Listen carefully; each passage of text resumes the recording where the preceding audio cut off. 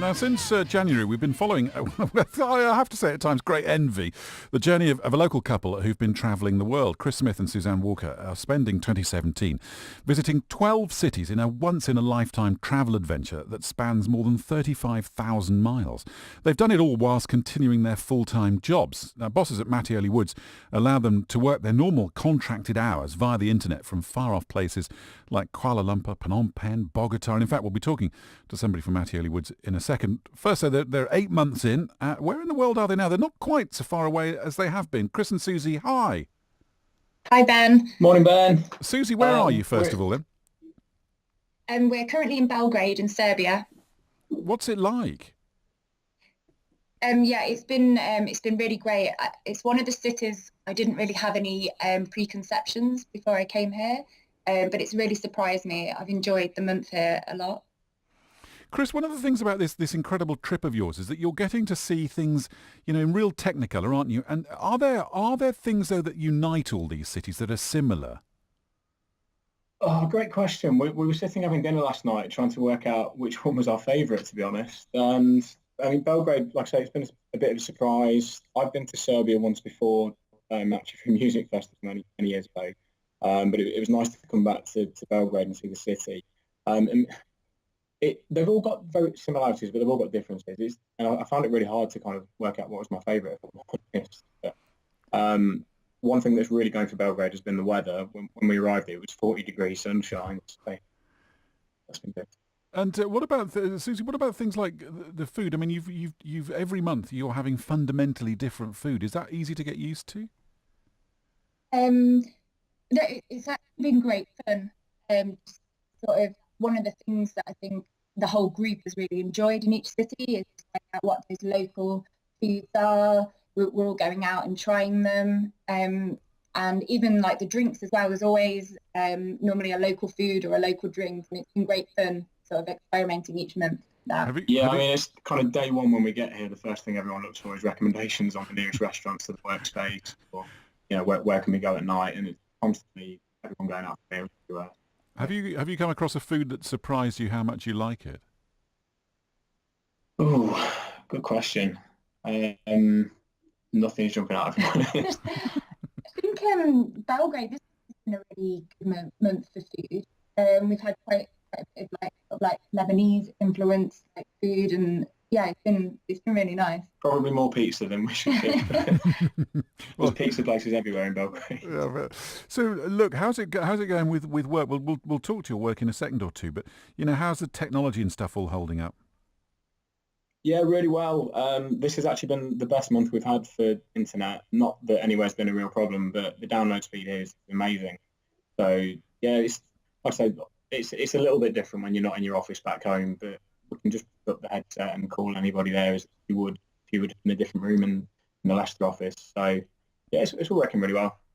And Suzy, where are you off to next? Because I mean, you were in this sort of a few months spending in Europe. Where next? Yeah, so next month will be our last month in Europe. We're heading to Valencia. Oh, lovely. On Saturday. Yeah, on Saturday. Fantastic. Valencia in the high summer, and then I think it's off to Japan, is it? We finish in Japan, so we've got 3 months in Asia. So starting in Kuala Lumpur, then we go to Chiang Mai for November, and we finish in Japan.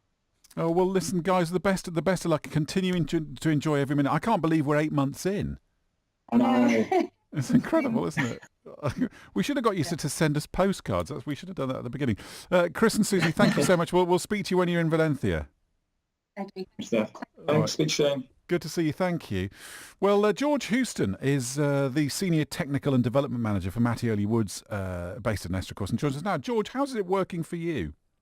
Good morning, Ben. Yeah, I have to say it's worked remarkably well. When Chris and Suzy approached us with the idea of remote year, there was probably trepidation on all sides. I think they possibly thought that the answer would be negative, but we worked really hard to make sure that we could support them, and it's worked fantastically well. I mean, literally, they are as good as being in the office, no matter where they've been in the world. So it's been really worked well for us. So if you or one of your colleagues needed to get hold of them, you literally just pick up the phone or Skype.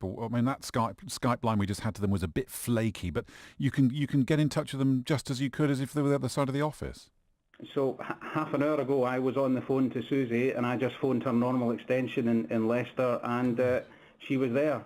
It literally has been seamless. And have you had to put infrastructure in at your headquarters here, or how does that all work?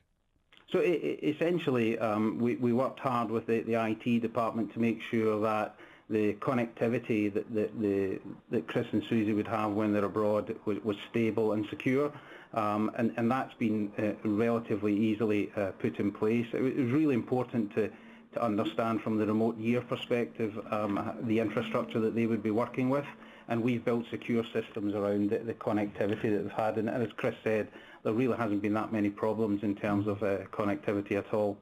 Now look, when they came to you, it would have been very easy and perfectly reasonable for you to have said, you know what, just no, if you want to go for a year off, maybe we can talk about a sabbatical or whatever, but just no. So what made you say yes?